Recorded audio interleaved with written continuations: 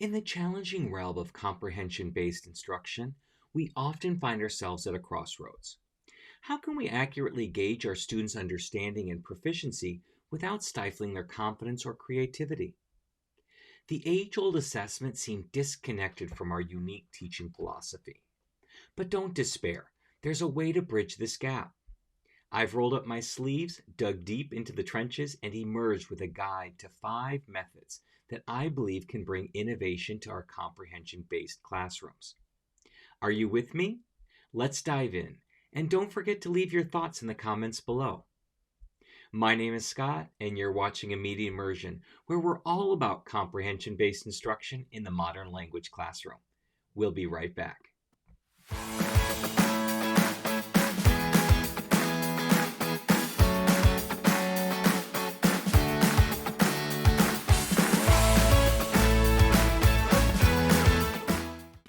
Understanding isn't just the goal, it's the pathway.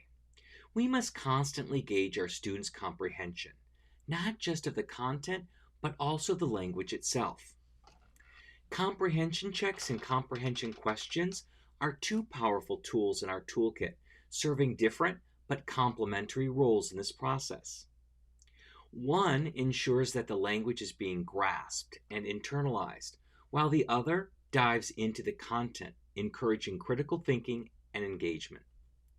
Let's explore how these techniques can be employed to create a more responsive and effective comprehension-based classroom. Comprehension checks. These are questions about understanding. They are more metacognitive in nature, aiming to ensure that students are following along and grasping the language being used. These checks often involve asking about specific words or phrases to verify understanding. For example, you might pause after introducing a new verb tense and ask what the difference between tiene and tenía, or what does tiene mean? These questions not only ensure that students comprehend the language, but also provide an opportunity to reinforce and clarify as needed. Comprehension checks can be particularly helpful in differentiating instruction, as they allow you to quickly gauge whether all students are on the same page or if some might need additional support. They can be informal and woven seamlessly into a lesson, creating a responsive and student-centered learning environment. Comprehension questions are questions about the content. Comprehension questions focus on the content of a lesson, aiming to gauge students' understanding of the material itself. These questions can range from basic recall to more analytical and critical thinking inquiries. For example, after reading a passage in Spanish about a historical event, you might ask questions like, who is the main character? Or why did the event happen? These questions prompt students to process the information and articulate their understanding, encouraging deeper engagement with the content. When used effectively, comprehension questions can foster a more interactive classroom, encourage participation, and provide insights into where students might be struggling. They can be used during a lesson to help keep students engaged, or after a lesson as a form of assessment. Balancing both for effective instruction.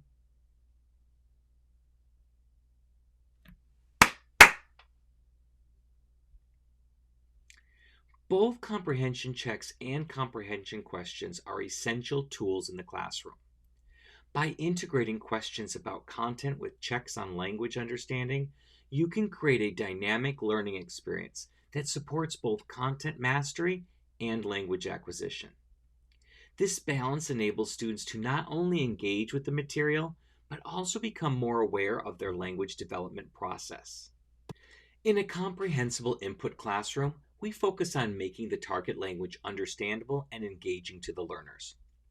It's a process of natural language acquisition where students are absorbing the language rather than consciously learning rules and structures.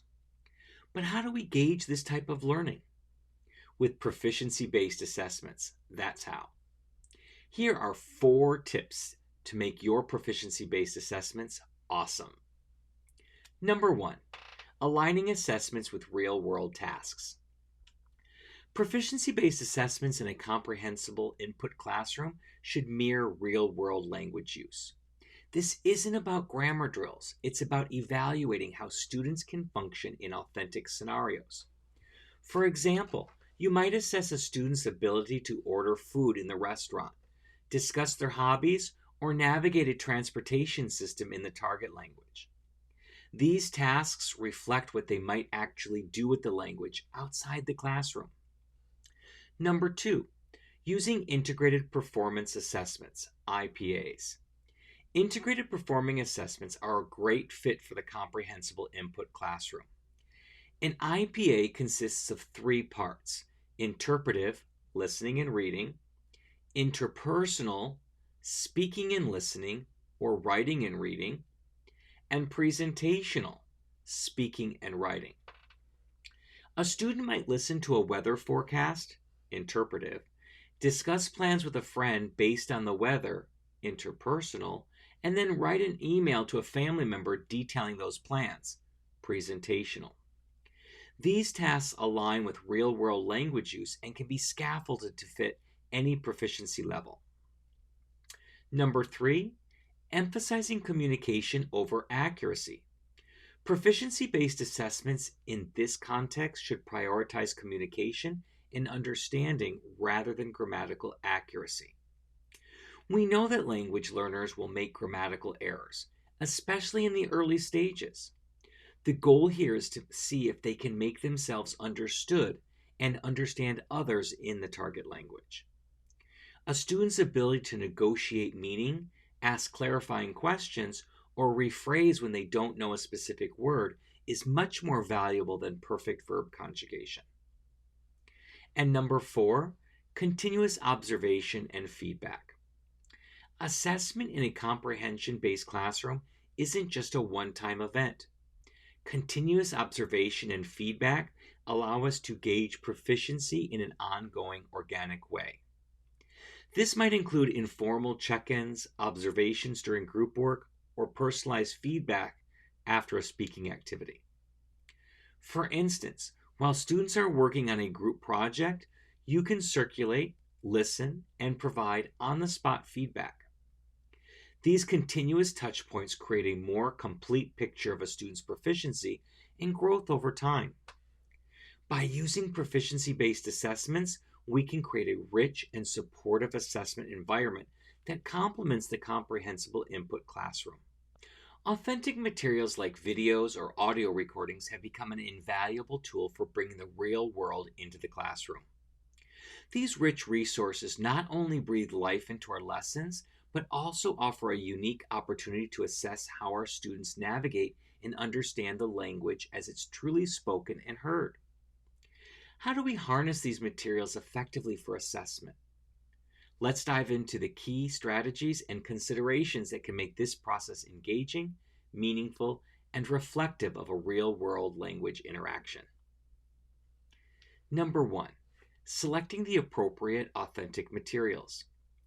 Finding videos or audio recordings that are relevant to your students' interests and proficiency levels is the first step. Perhaps it's a YouTube clip about a popular sport or an interview with a well-known musician. By aligning the content with what's engaging to your students, you make the assessment not only challenging, but also enjoyable. Number 2, designing tasks that reflect real-world integrations. The goal here is to assess how students might interact with these materials in real life. You might ask them to watch a cooking video in the target language and then summarize the recipe or list the ingredients. Or perhaps they listen to a podcast on a social issue and then engage in a debate or discussion about the topic. The assessment task should mimic what they might do with the language outside the classroom walls. Number 3, providing supportive context. Sometimes authentic materials can be challenging due to the speed of speech, dialects, or unfamiliar vocabulary. Offering supportive context can help. This might include pre-teaching key vocabulary, providing visual aids, or giving background information about the cultural context of the material. For example, Before watching a clip from a Spanish-speaking TV show, you might discuss the show's themes, characters, and relevant cultural nuances. Number 4, creating varied and flexible response opportunities. The way students respond to these materials can be as diverse as the students themselves. Some might excel in a written summary, others in an oral discussion, and still others might create a visual representation like a mind map or a sketch. Offering varied response opportunities allows students to showcase their understanding in a way that feels most natural to them. Number 5, reflecting and extending learning. Finally, it can be highly beneficial to include a reflection component where students consider not just the content, but also their comprehension process. What strategies did they use? What did they find challenging? What surprised them? This metacognitive component helps them become more aware of their own learning process and can be a springboard for future growth. Incorporating authentic materials for assessment taps into real-world language use, pushing our students beyond the textbook and into the living, breathing language community. These assessment methods honor the dynamic and complex nature of language, fostering skills that will serve them well beyond the classroom. Implementing self-assessment and reflection activities help students become not just consumers of knowledge, but active participants in their own learning. Let's explore how we can foster this crucial aspect of metacognition in our classrooms. Number 1, guiding self-assessment through clear rubrics and checklists. Starting with a clear and detailed rubric or checklist can guide students in assessing their own progress. Whether it's a speaking task or a writing assignment, offering specific criteria helps them evaluate their work more accurately. For instance, you might provide a checklist that includes elements like grammar accuracy, pronunciation, fluency, and content relevance for an oral presentation. Students can then rate themselves on these areas and identify what they did well and where they might need improvement. Number 2, encouraging reflection through journaling. Journaling can be a powerful tool for reflection. Prompting students to write regular reflections on their language learning journey encourages them to consider not just what they are learning, but how they are learning. Questions like, what strategies helped me understand this new concept, or how did I overcome challenges in today's lesson, can guide them to think deeply about their learning process. Number 3, facilitating peer feedback. Peer feedback can complement self-assessment by providing an external perspective. After students assess their own work, they can exchange it with a peer for additional insights.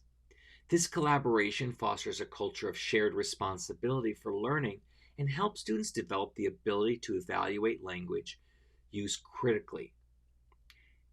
Number 4, integrating reflection into regular classroom activities.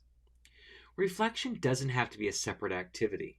Embedding reflective questions into everyday classroom tasks helps students continually think about their learning process. After a group activity or a discussion, you might ask, what role did you play in the group today? Or how did you contribute to the discussion? These reflective moments can make metacognition a natural and ongoing part of the learning experience. Number 5, providing opportunities for goal setting. Encourage students to set specific, measurable, achievable, relevant, and time-bound goals. These are called SMART goals, based on their self-assessment. This practice empowers them to take charge of their learning path and work purposefully towards improvement. Regular check-ins on these goals can keep them accountable and motivated. By integrating self-assessment and reflection activities, we're encouraging students to think about their thinking, to recognize their learning strategies, and to take an active role in their growth. Are you tired of spending endless hours on creating and assessing exams? Ever feel like your assessments aren't truly reflecting your students' progress in listening, reading, writing, and speaking? I know the struggle. Grading can be an absolute mess without the right tools and techniques. You know the problem: outdated methods, lack of rubrics, and the never-ending quest to accurately assess your students' skills. It's not just time-consuming, it's nerve-wracking. But here's the good news. Welcome to the Assessment Academy. This is where we get together to master the art of assessment. We'll dive into creating effective listening, reading, writing, and speaking assessments. We'll explore various techniques, rubrics, and even evaluate each other's student samples to make sure we're all on the same page. I'm Scott, and I've been working on making assessments more effective and meaningful since 2002. I've seen it all, and I want to share my insights with you. Let's make assessments not just a grading chore, but an exciting part of our teaching journey. So why wait? Join us at mm.us/academy and transform your grading game. Together, we'll make assessment not just effective, but also enjoyable. Some of the most powerful tools in our assessment toolbox are rubrics and checklists. These guiding instruments aren't just about grading. They're about creating a transparent dialogue between teachers and students, defining clear expectations, and fostering a sense of ownership and reflection. Whether you're assessing oral fluency, written accuracy, or collaborative skills, rubrics and checklists can provide a clear roadmap for both evaluation and growth. Let's talk about how these tools can transform the assessment process in our comprehension-based language classrooms. Number 1, creating consistency and clarity. Rubrics and checklists provide a standardized framework for evaluation.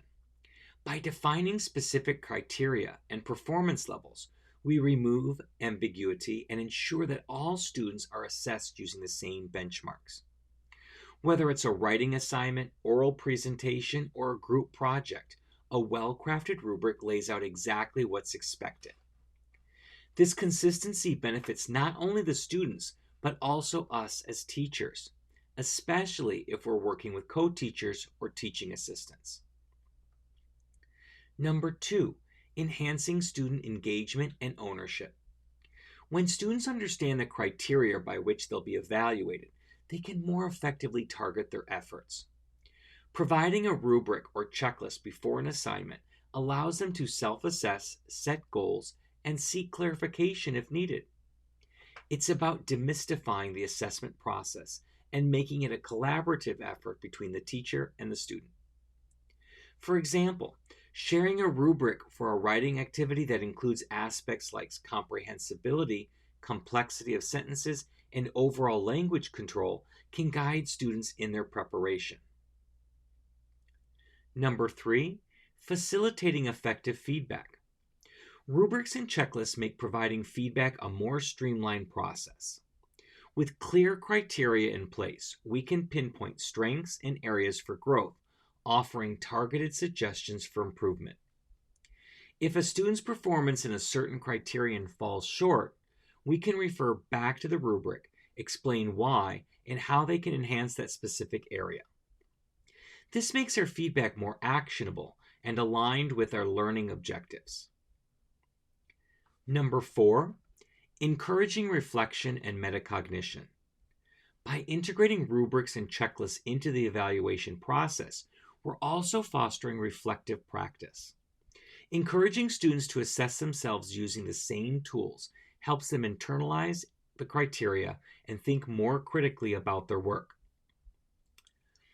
Post-assessment reflections on what went well and what could be improved, guided by the rubric, can be a powerful learning opportunity. Number 5, adapting to different proficiency levels and tasks. Rubrics and checklists are versatile tools that can be adapted to suit various proficiency levels and types of assignments. Whether assessing a beginner's basic conversation skills or an advanced student's analytical essay, we can customize our rubrics to match the complexity and objectives of the task. In the end, utilizing rubrics and checklists is about more than mere evaluation. It's about transparency, collaboration, and empowering our students to take an active role in their learning. And there we have it. 5 tried and true methods for assessing comprehension and language proficiency in our very own comprehension-based classrooms. Now it's over to you. Try these methods out, mix them, tweak them, and make them yours. And let's continue this dialogue. Leave your thoughts and experiences in the comments below, or share what's worked in your classroom. Thank you for watching, and don't forget to like this video, subscribe to our channel for more teaching inspiration, and hit that notification bell so you never miss a new video. Until next time, happy comprehensible input.